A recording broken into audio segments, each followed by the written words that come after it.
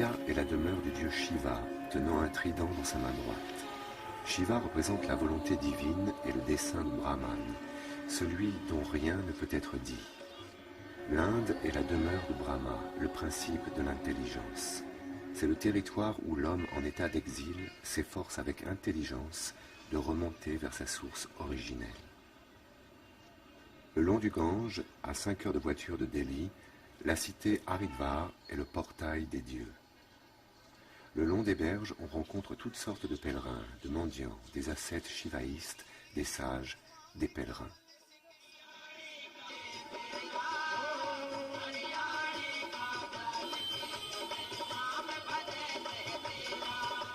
Pour le sage indien, le mental ordinaire est encombré de pensées qui se succèdent sans s'arrêter, comme des singes sautant d'un arbre à un autre, des singes tapageurs qui empêchent l'être de se trouver.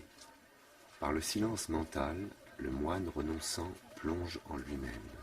Haridwar est une ville importante pour les sages et les sadhus. Cette ville est constamment alimentée par le flux et le reflux des pèlerins qui, depuis des siècles, se réunissent chaque jour sur les bords du Gange. En Inde, le renonçant, comme le font encore les moines zen du Japon ou les bouddhistes de Sri Lanka, doit mendier sa nourriture. Certains mendiants sont habillés en renonçant dans le seul but de pouvoir subvenir sans effort à leurs besoins quotidiens. Ceux-là n'ont du renonçant que le nom et l'habit. Il faut donc discerner les deux, ce qui ne saute pas toujours aux yeux.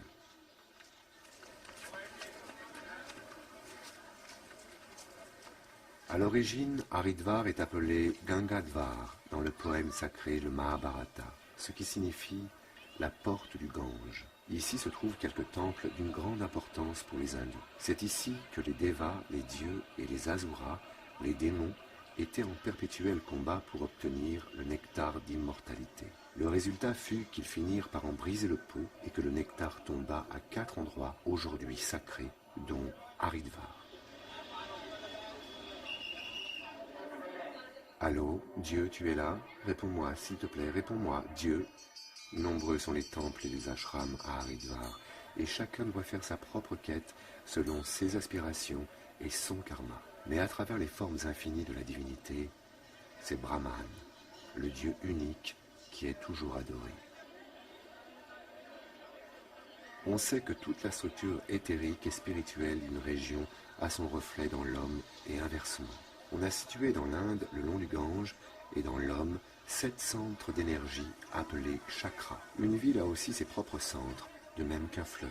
Haridwar est donc identifié au centre de la gorge où réside le dieu Brahma, le 3e principe de la trinité hindoue.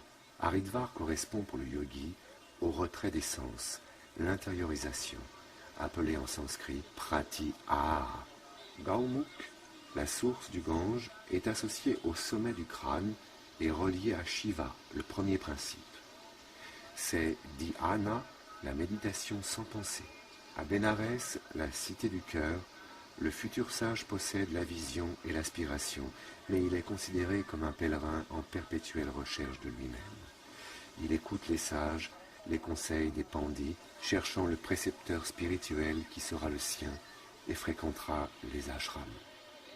C'est à Haridwar que symboliquement le pèlerin s'arrête, se repose, cesse d'errer. Désormais il se prépare à l'ascension qui le mènera jusqu'au Brahman suprême.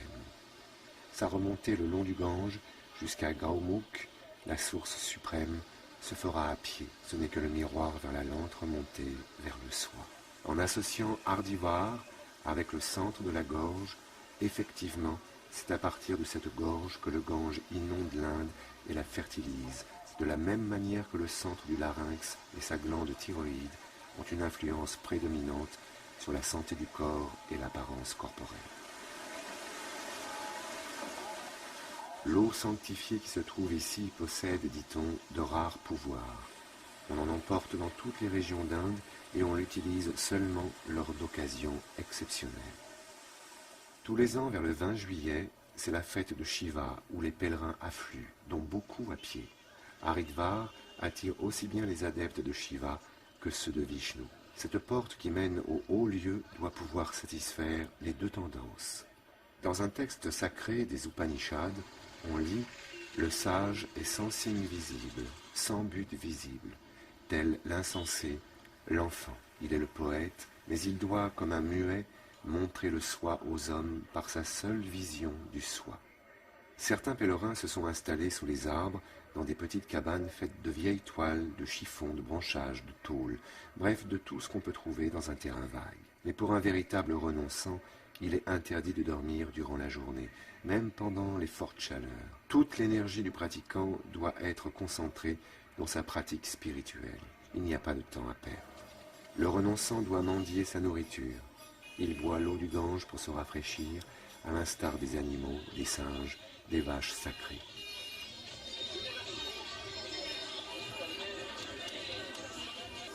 Le renonçant se désaltère au Gange qui symbolise qu'il s'intériorise, qu'il est un chercheur spirituel qui se rafraîchit au soi.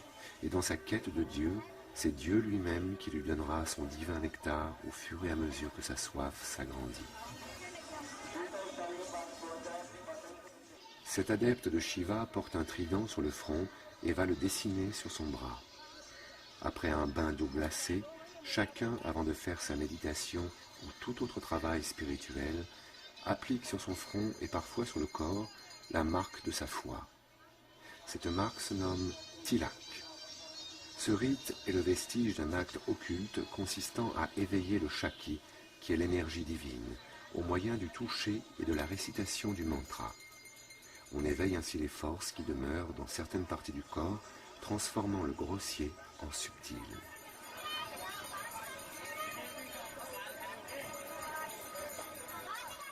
Après une halte à Haridwar, le renonçant, ayant pour seul bagage une couverture et une gamelle en fer pour recueillir sa nourriture mendiée, un bâton, part pour les hautes montagnes de l'Himalaya. Dans la vie publique indienne, lorsqu'un chef de famille a accompli son devoir de père et de mari, qu'il a élevé ses enfants, qui se sont à leur tour mariés, certains d'entre eux, vers l'âge de 50 à 60 ans, abandonnent toute leur richesse, leurs biens, leurs femmes, leurs enfants élevés, renoncent à toute possession et prennent la route sans rien sur eux. Ils ne doivent pas rester plus de 3 jours au même endroit. Ils vont de lieu de pèlerinage en lieu de pèlerinage. D'autres s'établissent ermites dans des grottes éloignées de la civilisation, dans des huttes dans la forêt, ou alors dans de petits ermitages bâtis à flanc de falaise au bord du Gange. Beaucoup d'entre eux sont de simples mendiants, mais quelques-uns vivent une forte spiritualité. Ce sont ces êtres hors du commun qui nous intéressent et nous fascinent.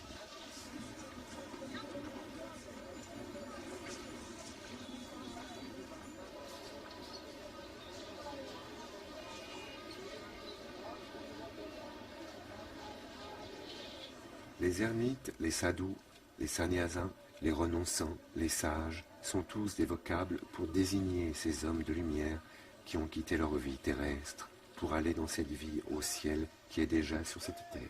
Ce ciel est à l'intérieur de chacun de nous. C'est à la source du Gange qu'ils font le voyage à la recherche de leur propre source divine. La difficulté de ce film est de montrer l'intériorité de cet homme presque banal que l'on croit fou pour avoir tout quitté de leur vie passée, aisée ou non.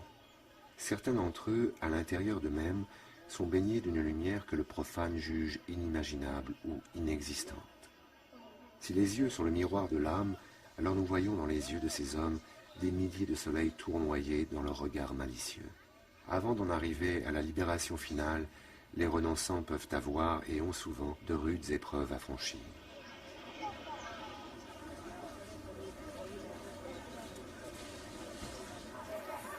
Les grands sages d'hier et d'aujourd'hui sont unanimes à déclarer que la rivière Ganga est exceptionnelle.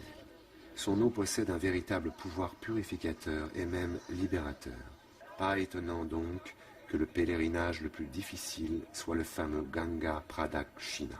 Celui-ci consiste à longer la rive gauche du Gange depuis sa source à Gaumukh dans les Himalayas jusqu'à son embouchure dans le golfe du Bengale et à retourner ensuite à la source en longeant la rive droite. Si l'on a pu éviter les crocs des tigres, le poison du cobra, les fièvres et les maladies diverses, les fatigues et autres épreuves naturelles de la route, et à pied bien sûr, on aura cheminé un minimum de 6 années pour faire l'aller et le retour. Seuls quelques ascètes et sadhus entreprennent de nos jours ce périlleux pèlerinage. La plupart vont jusqu'à la source du Gange, car là se trouve le germe de ce que vient chercher tout dévot, c'est-à-dire la vacuité, la perception du divin et au final l'illumination. Selon l'ancien moine chrétien Henri le Sceau, devenu moine renonçant ou sannyasi, l'Inde est particulièrement favorisée.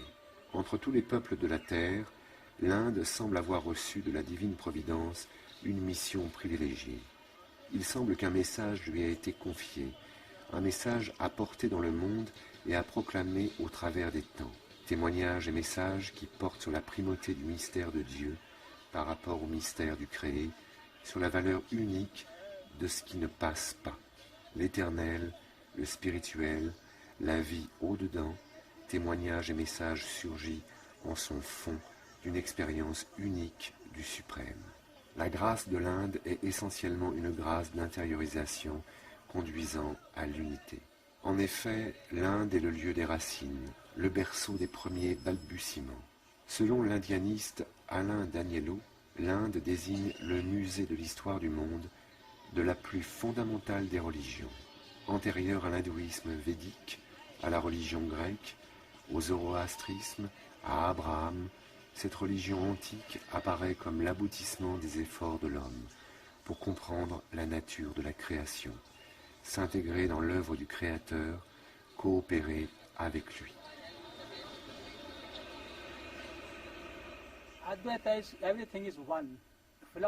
Tout ne fait qu'un.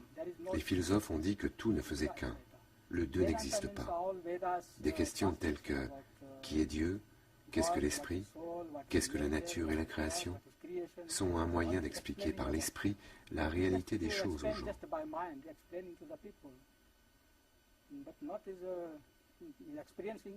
Il n'est pas question d'illumination, mais il est impossible d'expérimenter cela. Il s'agit donc d'ouvrir son esprit afin de comprendre cette philosophie. Je suis un yogi et en tant que tel, je guide le peuple vers Rivantas. Pour un yogi, Rivantas n'est pas suffisant. Je ne sais pas ce qu'il en est des autres, mais en ce qui me concerne, il ne suffit pas simplement de lire des livres. Sur la route de Gangotri, dans la source du Gange, de nombreux renonçants sont en chemin. Dans la marche spirituelle vers Dieu, la route est longue et semée d'embûches, d'obstacles de toutes sortes. Parfois, il s'agit de découragement, du manque de foi, du manque d'abandon à Dieu. Parfois, ce sont les conditions extérieures qui sont des obstacles, comme le froid, la faim, le manque de nourriture, parfois l'excès de nourriture. Les animaux sauvages, les précipices des montagnes, les moustiques, sont autant d'ennemis pour l'ascète qui, dans sa contemplation, le détourne de sa concentration. Il faut être suffisamment avancé sur la voie spirituelle pour que tous ces obstacles deviennent insignifiants. Mais paradoxalement, les obstacles et les difficultés sont un moyen de fortifier l'ascète et de le rendre plus fort, plus pur, plus vrai.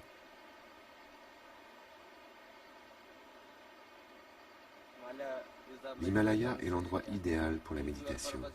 Si vous êtes ici pour méditer, alors il n'existe pas de meilleur endroit qu'ici. Ici, ce n'est pas Bombay, Delhi ou Godha. Si vous recherchez différents plaisirs, différents buts, alors il y a de nombreux palais. Mais si vous aimez méditer, alors seul l'Himalaya convient.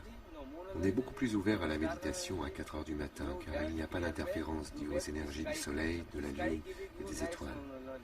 Vous entrez en contact direct avec le ciel et vous acquérez une meilleure connaissance.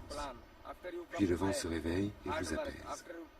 Puis vient le feu et vous êtes prêt pour votre journée de travail. À la fin de la journée, vous êtes détendu et appréciez et profitez d'un moment en famille. La méditation devient une obligation pour le bien-être de tous, car la connaissance qu'apporte le ciel nourrit l'esprit. C'est relaxant. Puis, si vous oubliez quoi que ce soit, vous recherchez dans votre esprit ce que vous avez découvert en accédant au ciel, et alors vous vous souvenez. Sinon, on l'oublie. 1 heure de méditation le matin, puis 1 heure le soir, deviennent une obligation pour que chacun s'ouvre au ciel. La méditation évite toute tension. Certains savent que la méditation est la solution à tout problème. La méditation est le lien vers le suprême. La méditation répare le mauvais esprit. La méditation est la plante de la paix. Pour mener à bien sa quête spirituelle, le chercheur n'a pas d'autre labeur que de se dénouer de tout ce qui n'est pas l'essentiel, la réalité suprême. Au départ, le pèlerin se détache du monde et de ce qui nourrit ses sens extérieurs. Or, le monde est en lui. Le voici donc obligé d'œuvrer au-dedans, de passer nécessairement par l'épreuve du feu consumant. En dernier lieu, il lui faut abandonner tous les viatiques qui ont pu le nourrir et l'aider durant sa route. Mu par l'esprit, les signes ne lui sont plus nécessaires alors qu'ils étaient des adjuvants précieux durant son apprentissage et sa maturation. Le passage du psychique à l'esprit, de l'âme à sa fine pointe, l'esprit comporte un changement de niveau, une totale épuration du mental, de l'affectivité, le rejet des pensées et même des sens intérieurs. C'est alors que peut s'effectuer l'entrée dans l'abyssal silence dont rien ne peut être décrit ni même murmuré. À cet instant, l'esprit lui-même est dépassé après le corps. La cité de Rishikesh est la seconde étape importante pour les pèlerins. Près du Gange, la jungle est toute proche et il n'était pas sans risque de s'y promener. Il y a 50 ans, les ascètes avaient fort à faire avec les léopards et autres animaux sauvages. Aujourd'hui, l'éléphant, l'ours, le tigre se sont enfouis au plus profond des forêts, mais certains renonçants ont parfois des surprises. Le sannyasa, ou le renoncement, signifie l'engagement dans une voie spirituelle. Un tel état comporte non seulement une mort civile, car le moine perd son nom, mais une mort psychique. Il devient pneumatique, vivant de l'esprit, déjà ressuscité d'entre les morts. Au sein d'une telle expérience, l'homme discerne ce qu'il vit dans sa vie mentale, affective, corporelle. Il fait la différence entre ce qui est passager, éphémère, par le fameux neti-neti. Non, ce n'est pas la réalité. La réalité étant ce qui dure, ce qui est permanent, éternel, le soi. En réalité, en découvrant la réalité ultime, rien ne saurait être dit. Soudain, un éclair illumine l'espace du cœur. L'œil cligne, on crie, la lumière aveugle. Dans cet exercice de respiration alternée entre la narine droite et la narine gauche, le renonçant, vêtu d'une robe orange, exécute un exercice de pranayama dont le but est de contrôler le prana, c'est-à-dire l'énergie vitale et particulièrement l'énergie activée par la respiration. La respiration est le pont entre le corps et le mental, siège des pensées. Contrôler la respiration, c'est contrôler le mental, et contrôler le mental, c'est faire le silence, c'est-à-dire arrêter les pensées. Ceci est obtenu par la méditation après le pranayama. Le long du Gange, beaucoup de renonçants et de chercheurs de catégories et de sectes différentes se livrent à la recherche spirituelle. L'homme qui enlève sa couverture est un naga. Il tient dans sa main le trident de Shiva. Les nagas, habituellement couverts de cendres, se déplacent totalement nus. Cette nudité du dehors doit emmener vers une nudité du dedans et un dépouillement total. La maîtrise des organes des sens pour ces ascètes doit être totale. La maîtrise du sexe est capitale. Tout naga doit gérer sa sexualité et accomplit tout un ensemble d'exercices yogiques visant à la maîtrise totale. Le pénis n'est pas plus considéré qu'un bout de bois mort et desséché. Le corps est simplement un vêtement, un outil dont on se sert. Le naga sait qu'il n'est pas le corps, ni les pensées, ni les émotions, ni le mental. Il est le soi.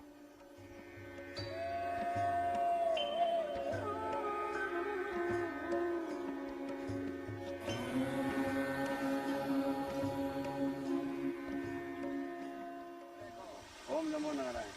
ठीक है. Om Namo Narayana. Om Namo Narayana. ठीक है.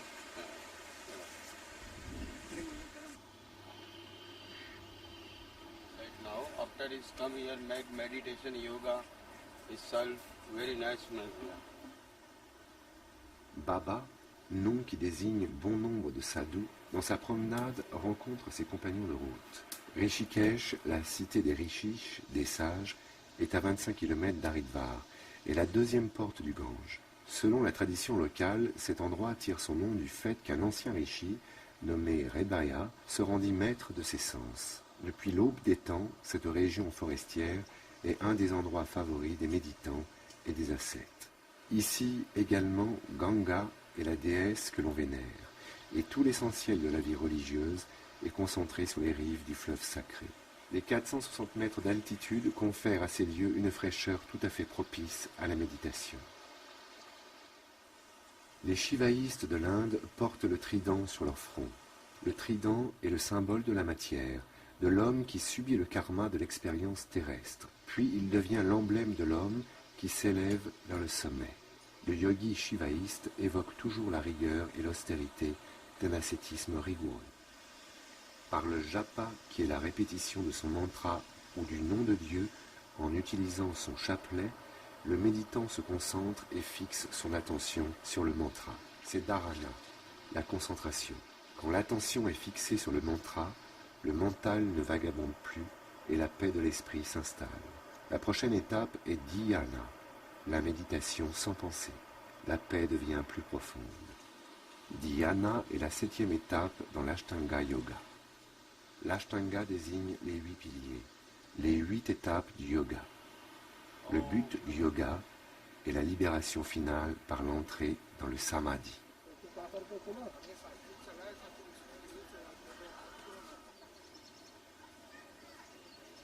Le renonçant a fait vœu de chasteté. Il renonce à avoir des désirs sexuels et à toute forme de sexualité. Il ne doit entretenir aucune pensée, aucune sensation, aucune émotion amoureuse et sexuelle envers le sexe opposé ou envers son propre sexe. La femme ne doit pas le troubler dans sa quête du divin. Il doit avancer ne regardant ni derrière lui, ni devant lui. Il est et vit dans l'instant présent.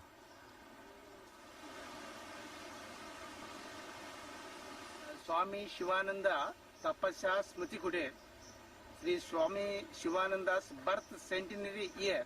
Aujourd'hui, les yogis viennent ici pour méditer et pour faire du yoga. C'est un endroit très agréable. Ici, dans ce kutir, Sri Swami Shivananda pratiqua entre 1924 et 1934.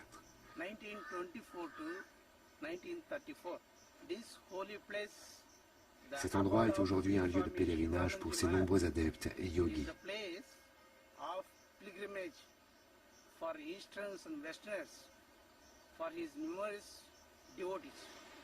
Pour conduire vers l'expérience, l'Inde propose 3 principales voies, karma, bhakti et jnana. La pratique du yoga et de l'ascèse se rattache à la voie du karma. Ces techniques tendent à le libérer en le rendant plus perméable à l'inspiration de l'esprit. La seconde voie de la bhakti, qui est celle de la dévotion, se rapproche étroitement de la tradition chrétienne. L'absolu est personnalité et le bhakta, le dévot, lui rend hommage par la prière, le culte, les chants, la musique. Qu'il s'intériorise, il abandonnera toute réflexion sur les attributs de Dieu et deviendra comparable à un regard. Par ce regard, le regardant disparaît progressivement dans le regarder. À la dévotion de son bhakta, le Seigneur appelé Bhagavan répond par son propre amour. Il comble l'amour par sa grâce et finalement s'identifie à son fidèle. En consacrant son attention sur l'unique, en lui prodiguant son amour, l'ascète s'oublie lui-même. En s'effaçant, il perd sa volonté propre au profit de la volonté divine. Le soi libéré de ses limitations par sa fusion à la volonté absolue a recouvré sa nature infinie. Le long du Gange, Baba rend visite à un yogi qui habite dans une masure dont le toit est constitué de bâches en plastique, habitation précaire qui le protège des pluies de la mousson.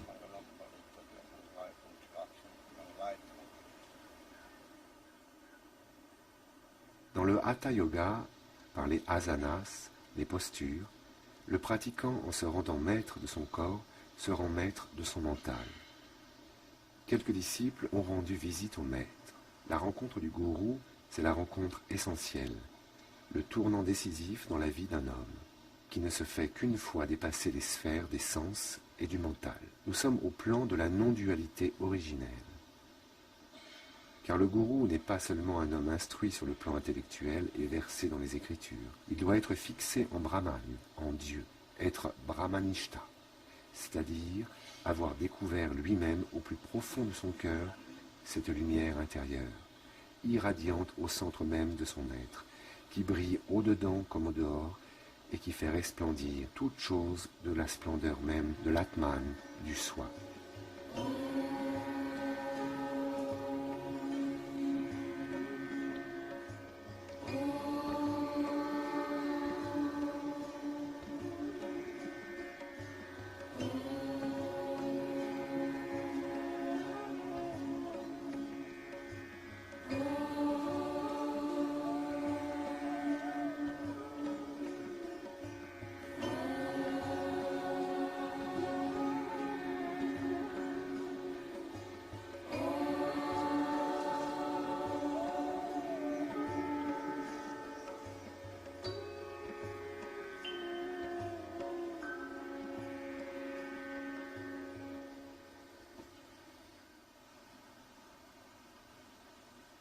qui a atteint le silence, comment lui serait-il possible de le savoir? Car le savoir, c'est le dire, et tout dit rompt le silence. La lecture des Écritures sacrées n'est pas le silence, ni la méditation, ni la prière. Mais le silence est un aboutissement et très peu y parviennent. C'est pourquoi la lecture des Écritures, la méditation, la prière sont des exercices nécessaires qu'il convient de maintenir en raison de la rareté de l'illumination. Ce qui importe de rappeler, c'est que l'éveil est l'état naturel, en hindi sahaja, inné de l'homme. Alors pourquoi si peu d'hommes y parviennent? Le moine renonçant le sceau répond: ce qui empêche l'étincelle de jaillir, c'est l'encombrement de l'esprit par toutes sortes de désirs et de conceptions. Ainsi, l'apparition de la lumière ne jaillit pas à l'issue d'une acquisition, mais d'un dépouillement de tout ce qui peut faire obstacle. L'empêchement est souvent au-dedans et peut être très subtil.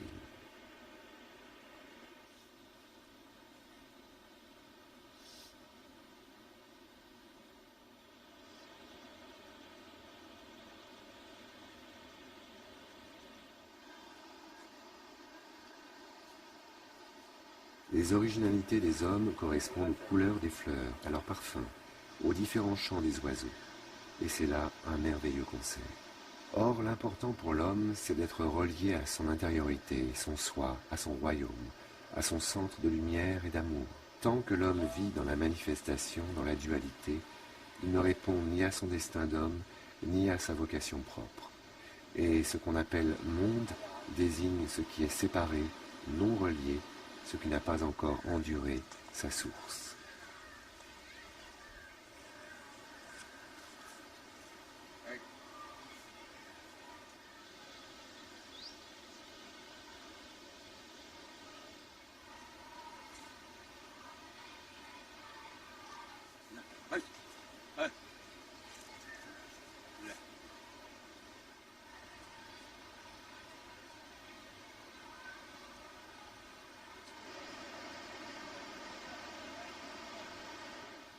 Dans l'expérience spirituelle, la troisième voie est celle de la connaissance, appelée la voie de Jnana.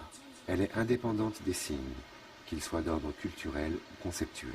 Elle n'a pas à retenir les différentes personnifications du mystère de la puissance divine décelable à travers le monde du phénomène. Elle ne s'intéresse pas davantage aux pratiques rituelles ou ascétiques, mais directement à l'intuition libératrice. Jnana est la voie royale, sagesse et connaissance. Elle vise directement au mystère et appartient à un niveau supérieur de conscience. Cette voie récuse les signes susceptibles de provoquer divers conditionnements. L'être se concentre et se fixe. Jnana est un simple éveil, une illumination dont rien ne peut être dit, sinon Asti, c'est. Je m'appelle Swami Shyam Paranansa et je suis un Swami depuis l'âge de 23 ans. Aujourd'hui, je vis seul dans une petite maison sur les berges du Gange.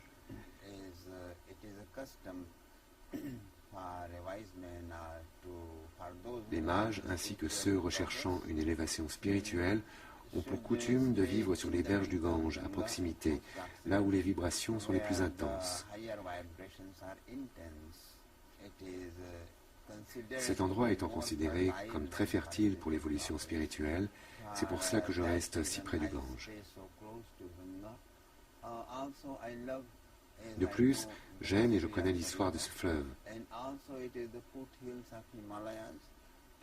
Le Gange est aussi le portail de l'Himalaya et est considéré comme la frontière du mage, des yogis terriens et des yogis célestes. Il y a très peu de montagnes dans le monde comme celle-ci.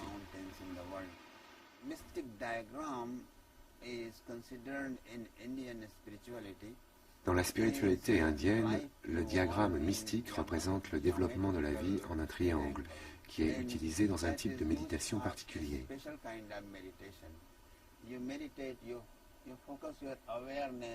Vous méditez en prenant conscience de la présence du point rouge.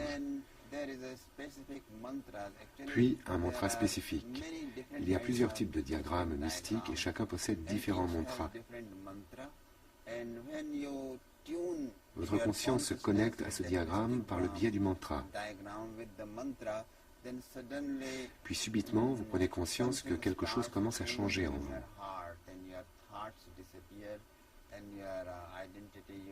Vous, votre identité, disparaissez peu à peu. Votre état intérieur reflète votre conscience. Ainsi, il y a 7 chakras et à travers la méditation, par le biais du diagramme mystique, vous influez sur chacun de ces chakras. Pour les sannyasis ou renonçants, la règle est de passer d'un ashram, centre spirituel, à un autre. Pendant un laps de temps de 3 jours, le renonçant est nourri gratuitement, après quoi il faut qu'il parte ailleurs. Les pèlerins étrangers peuvent avoir le même privilège, mais pas toujours.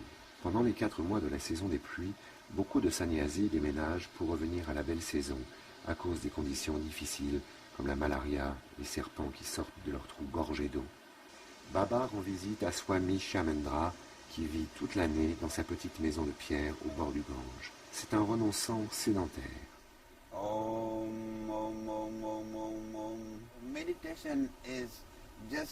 La méditation est une relaxation, et à travers cette relaxation, vous vous élevez au-dessus de votre identité blessée.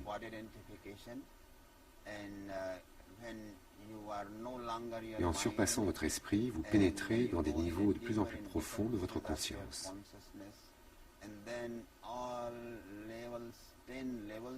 À ce moment-là, vous surpassez votre conscience et vous vous trouvez dans un état éternel. Vous devenez vous-même éternel, vous êtes hors d'haleine, vous êtes apaisé.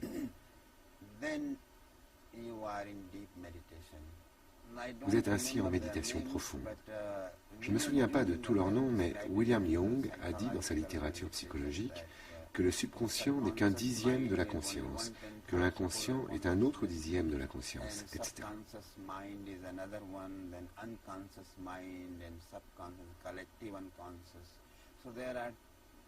Ainsi, il y a 10 niveaux différents dans la conscience et ils doivent être surpassés. Les obstacles ne sont que calamités naturelles.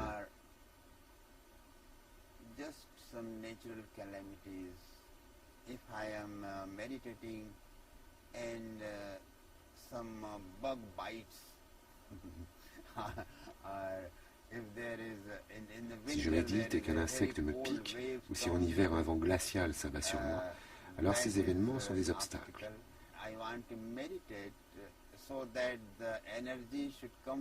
Je voudrais méditer de sorte que l'énergie vienne de l'intérieur, mais je dois tirer mon énergie de la nourriture. Je dois manger, et la nourriture devient par là même un obstacle.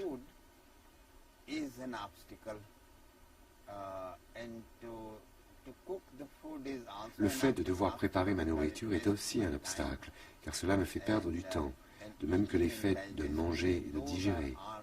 Tous ces événements sont des obstacles, et donc je cherche actuellement un moyen pour tirer l'énergie qui m'est nécessaire des rayons solaires.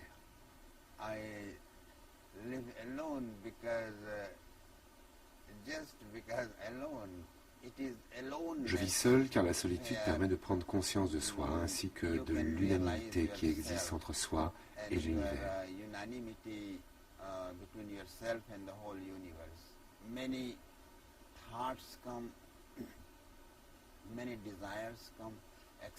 Les nombreuses tâches, nombreux désirs, nombreuses attentes ainsi que les pulsions de la nature qui sont des limites à notre personnalité doivent être surpassées. So when you are alone, you are relaxed.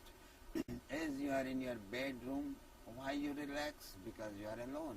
Ainsi, seul vous êtes relaxé. Pourquoi êtes-vous détendu lorsque vous êtes dans votre chambre? Parce que vous êtes seul. De la même façon, lorsque vous vivez seul et que personne ne vous connaît, vous vous sentez aussi bien que si vous étiez dans votre chambre. Vivre sans épouse n'est pas un problème, de même que vivre avec une épouse n'en est pas un.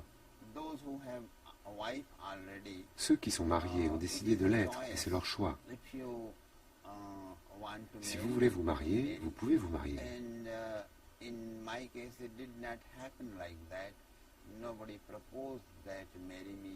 Dans mon cas, ça ne s'est pas produit. Personne ne m'a proposé et de mon côté, je n'ai pas cherché car j'étudiais.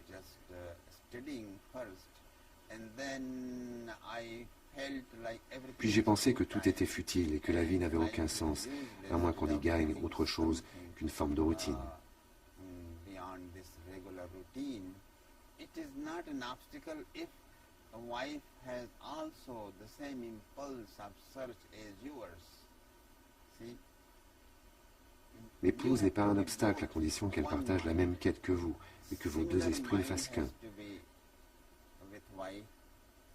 So the wife will not be problem. If somebody would have come and proposed me that I also want to attain the true self. Si quelqu'un était venu dire « Je veux aussi atteindre le véritable moi » ou méditer et ne faire qu'un avec l'univers, j'aime méditer et demeurer relaxé et je veux t'épouser, peut-être aurais-je considéré la chose. Mais comme personne ne me l'a proposé, j'ai continué comme j'ai pu et voilà toute l'histoire.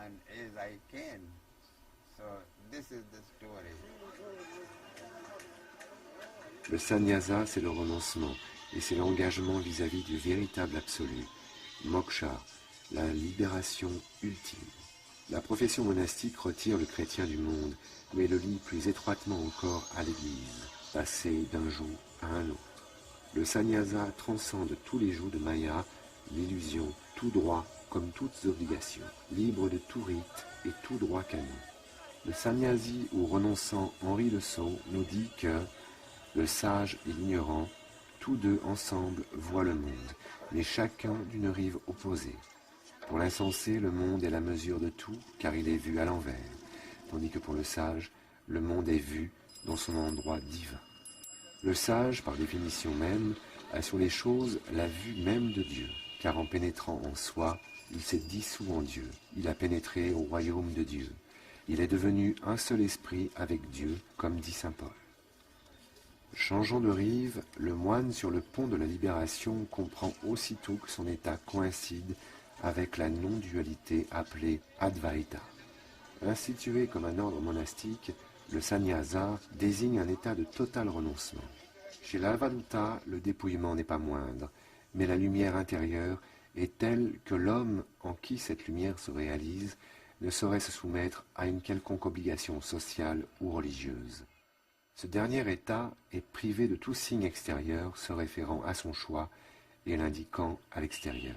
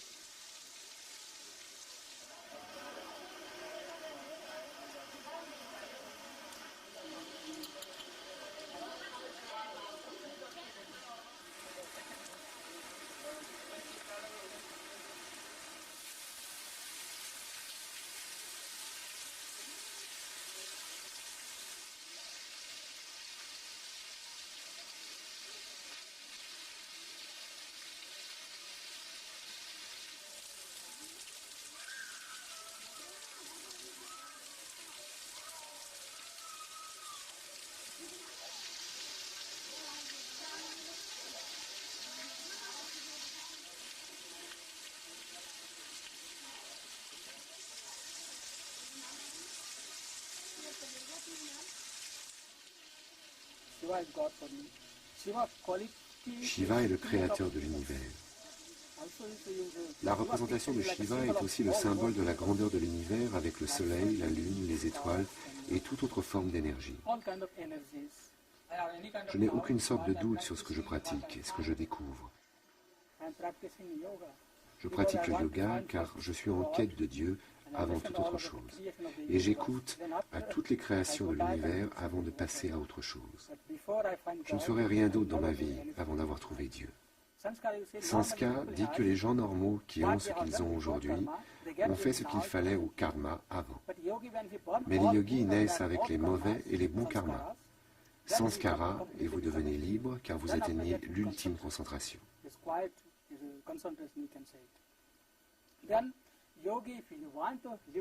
Et si le yogi veut vivre une longue vie, alors pour cela il doit créer plus de désir au fond de lui-même. En quelques jours seulement, il quittera son corps. Sans désir, le corps n'évolue pas dans le monde. Par conséquent, le désir est très important pour la réincarnation.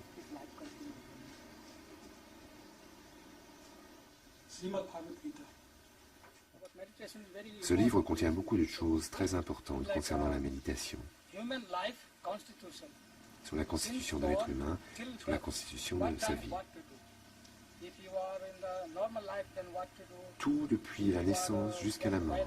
Que faire et quand?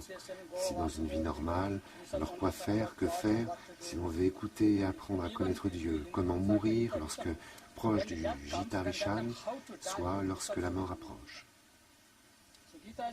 Par conséquent, le Gita est très important et guide sur des sujets tels que la vie, comment aimer et aimer son prochain. Lorsqu'il n'y a pas de désir, alors vous atteignez le mukta. Mais s'il n'y a pas de désir, alors vous ne pouvez désirer comprendre. Or, c'est le plus important. Qu'est-ce que la vie? Quand sommes-nous nés? Où sommes-nous nés? Comment sommes-nous nés? D'où venons-nous? Comment vivre? Comment mourir? Où va l'esprit après la mort? Qu'est-ce que le paradis? Qu'est-ce que l'enfer? Qui a créé le monde? Qui le détruit? Qui le préserve? Qu'est-ce que l'esprit? Où est l'esprit? Sans cette compréhension, vous ne pouvez atteindre le mukta.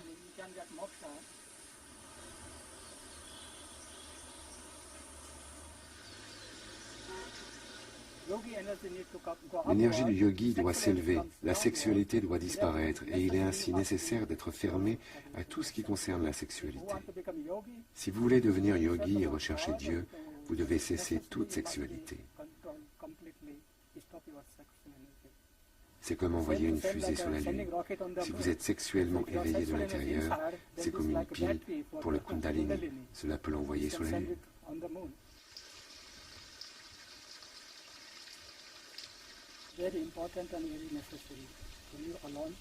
Ce qui est très nécessaire et aussi très important, c'est de vivre seul et de pratiquer le yoga. Si quelqu'un recherche Dieu, le Dieu et cette personne doivent ne devenir qu'un. Sinon, c'est impossible. Si vous êtes sensible à la vie matérielle, vous ne pouvez rien trouver. Il est indispensable d'être seul. J'ai de nombreux obstacles sur ma route, mais je les surmonte tous. Personne ne m'arrête ou ne me contrôle. J'en ai eu de toutes sortes tout au long de ma vie. Toujours des obstacles universels dans ma vie. J'en trouve encore aujourd'hui, mais je les surmonte. Car mon unique but est Dieu.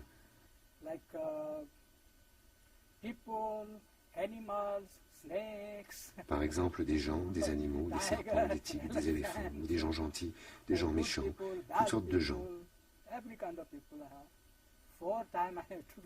J'ai aussi trouvé à plusieurs reprises des tigres et des éléphants derrière ma maison. Ils ont essayé de m'attaquer à plusieurs reprises, mais Dieu m'a toujours porté secours.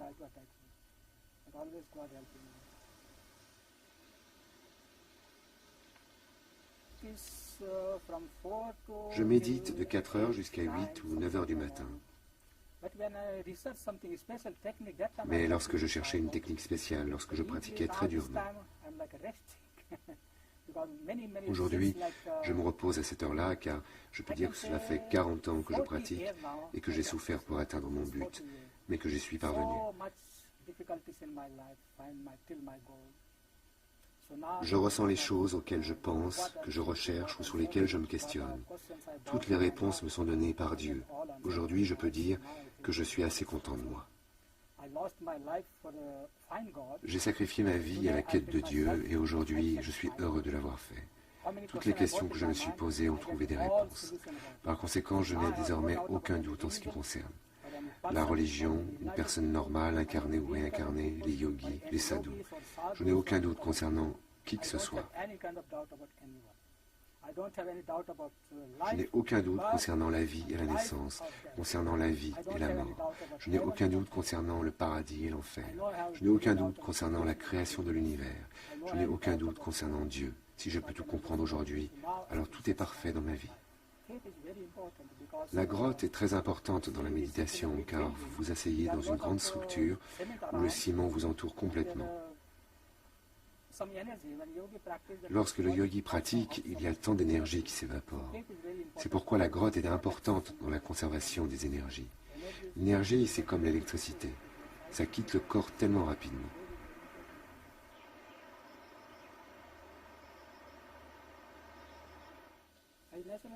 Je commence par bouger le Brahman de l'intérieur.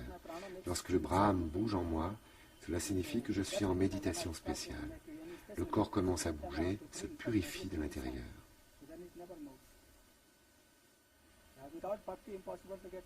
Le corps à l'extérieur ne bouge pas, tandis que le corps à l'intérieur bouge. Il est quasi impossible de trouver l'illumination si vous n'avez pas la capacité à être dévoué, comme étant fidèle à Dieu. L'émotion est pareille à celle d'un enfant qui aime sa mère ou son père, ou même à celle des parents qui aiment leurs enfants. C'est le même genre d'amour que vous avez envers Dieu. C'est comme un père qui trouve les réponses pour son fils. Dieu trouve toutes les réponses universelles qu'il veut.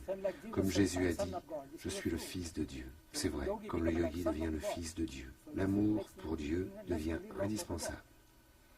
Rishikesh est la ville des ashrams. Un ashram est constitué d'un groupe de disciples réunis autour d'un instructeur ou gourou. L'ashram est un centre de recherche spirituelle. Le maître est là pour faire comprendre aux disciples que les deux mondes, spirituel, celui de l'ashram, et profane, celui de sa vie quotidienne, ne sont pas deux mondes mais un seul, et que tout cela n'est que le jeu de Maya, de l'illusion. Il n'y a pas d'effort à faire, sinon cesser d'être autre que soi-même. Peu de sannyasins fument le hashish, qui est censé favoriser la méditation. La plupart de ceux qui fument sont de simples mendiants, utilisant le hashish pour se divertir, ou plonger dans d'agréables rêveries éveillées pour le plaisir, pour fuir la réalité de leur quotidien qui serait trop morne et trop banale. Le renonçant n'a pas besoin de fumer, il parvient au même état et le dépasse par la méditation. En quoi aurait-il besoin de fumer, puisque la paix, il la trouve en lui-même et d'une manière plus pleine et plus durable.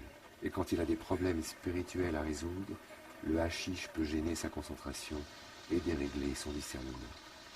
Le hashish est le plus souvent une entrave pour le chercheur spirituel qu'une aide. Il va rarement rechercher la concentration d'une manière artificielle. Les pluies de la mousson rendent les pèlerinages plus difficiles. Les glissements de terrain dans ces régions montagneuses sont choses courantes et créent un climat de pauvreté supplémentaire.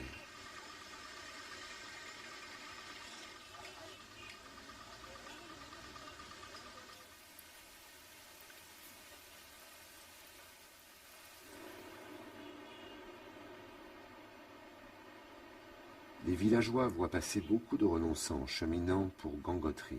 Les sannyasis profitent de l'arrêt de la pluie lancinante et fatigante pour prendre un peu de repos. Se sentir étranger dans un lieu favorise l'intériorité. Rompre avec des habitudes, monastiques ou non, vivre dans des grottes en changer, ne jamais avoir une habitation stable engendre le détachement à l'égard de la recherche de l'essentiel. Il y a peu de femmes sannyasis qui ont pris la robe du renoncement. Elles sont plus vulnérables aux conditions de vie au grand air. L'éducation reçue les empêche également de faire le grand saut. Le renoncement aux biens matériels, à la demeure permanente, empêche d'amasser et supprime ainsi l'avoir. Plongé dans le silencieux devient conscient par le fond des divers conditionnements qui se manifestent au niveau de l'hérédité, du langage, des habitudes, sans oublier les nœuds du cœur. L'inconditionné se découvre, mais pour les quitter, il importe d'en avoir auparavant conscience.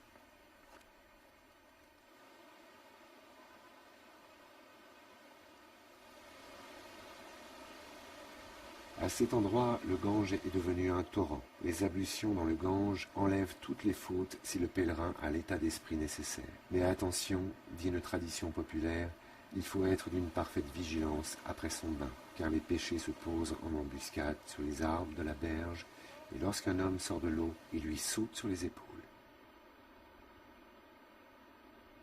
L'ascète est embarqué dans une aventure, celle du silence et de la solitude. Soudain, la pauvreté de la vie pénètre en lui comme par osmose. Il comprend que l'extérieur et l'intérieur ne font qu'un, et que cette unité se réalise dans une double dimension unique. Un sage disait à quelqu'un qui avait revêtu la robe orange du renonçant. « Ah ah, le corps a pris la livrée du sannyasi, est-ce que le cœur en a fait autant ? Le vêtement choisi par le sannyasi n'est pas pour lui, mais pour les autres. Certains, comme ce renonçant, abandonnent même la robe orange. L'habit de sannyasi condamne à l'abîme de la solitude. Le renonçant n'a pas à converser sur les choses du dehors. Avant de l'atteindre, les vagues de la mer du monde se brisent dans l'écume, à ses pieds. Quant aux choses du dedans, qu'en dirait-il? Il parlerait dans le vide, faute d'oreilles attentives. Par sa vie, le moine donne un enseignement et aussi par son regard fixé sur l'intérieur. Sur la route de la recherche spirituelle, certains sadhus restent prisonniers de l'illusion par les filets du hashish. Le hashish réduit le désir sexuel. Le renonçant, au contraire, utilise toute son énergie sexuelle qu'il tente de canaliser vers la concentration et s'en sert comme un tremplin pour aller au-delà.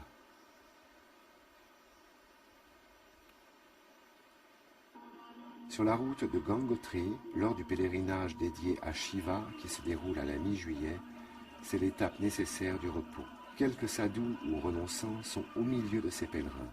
Ces pèlerins occasionnels sont habillés en orange pour imiter la couleur de la robe des renonçants.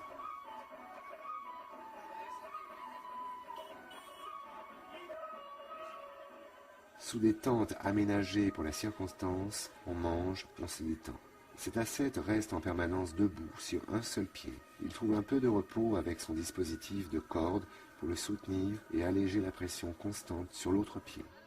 Cet autel dédié à Shiva permet aux pèlerins de lui offrir ses offrandes et de trouver suffisamment de force pour terminer le pèlerinage.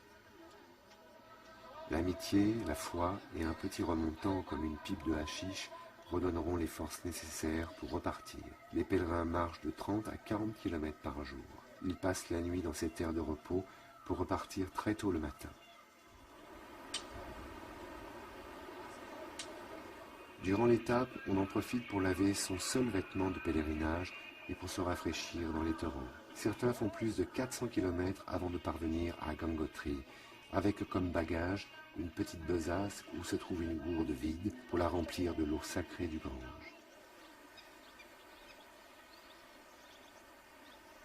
Certains sont dotés pour la marche de bonnes chaussures, d'autres marchent pieds nus. La beauté des Himalayas est une récompense à la fatigue. Le pèlerin ne peut prendre aucun véhicule motorisé ou non. Les entorses, les ampoules sont monnaie courante. On réparera les bobos à la prochaine halte. La mousson, avec l'abondance de ses pluies, rend parfois les routes impraticables et fissure le goudron. À certains endroits, les routes sont fermées suite à des glissements de la chaussée.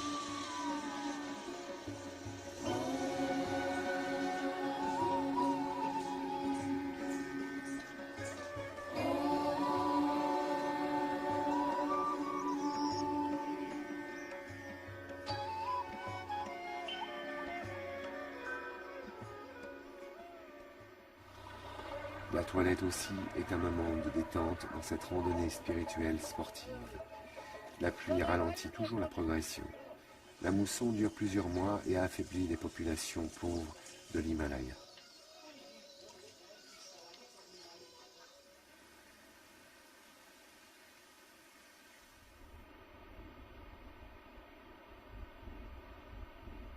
Dans ces montagnes et vallées encaissées, les pèlerins occasionnels sont des jeunes hommes ou des hommes mûrs, mais on trouve également des femmes, des familles sur des trajets plus courts. Pour eux, ce pèlerinage, c'est un peu comme améliorer leur karma, leur vie. Ils n'ont pas le but et le dessein des grands renonçants qui ont pour finalité l'illumination libératrice.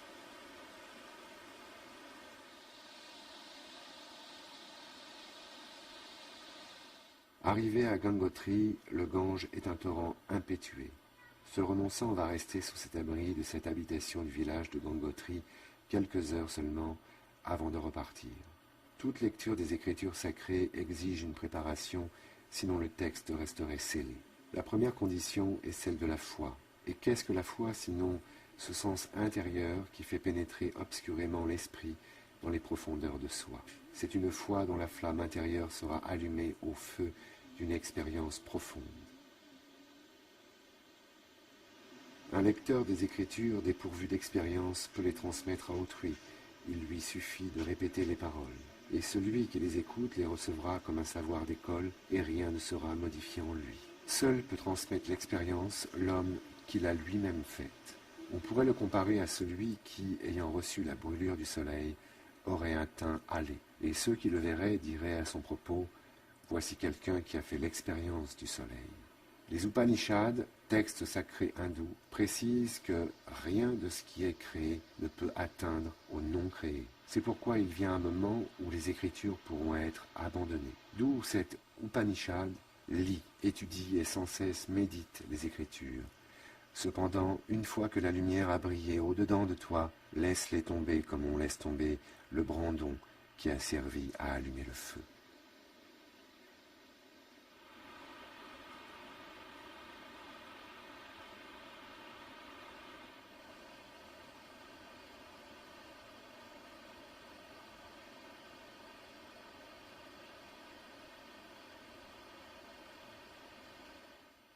Gangotri est liée à la mère du monde, Mula Prakriti, celle qui confère la forme sans laquelle l'adorateur ne pourrait se rendre dans les lieux où se trouve la forme adorée. Tout ce qui constitue le pèlerinage est lié à la forme et aux moyens, à la méthode qui invite le pèlerin à dépasser cette forme qui est maya, illusion, voile, et à découvrir par elle et à travers elle la réalité suprême. La mère donne le véhicule physique et la force de parcourir le sentier. Dans la Trinité, Ganga et Gangotri se rapportent à Brahma, le créateur du monde des formes. Avec elle, le pèlerin peut trouver l'opposé de la mère, le Père. Shiva est le Père, qui conçoit et détruit. C'est le pouvoir de la volonté qui agit à travers la forme intelligente. De cette union à deux pôles, entraînant le problème de l'illusion, Maya, du haut et bas, positif, négatif, chaud, froid, heureux, malheureux, naît un fils héritier de la volonté du Père et de l'intelligence de la Mère. C'est lui qui agit, œuvre dans le monde avec amour, dont il représente le principe.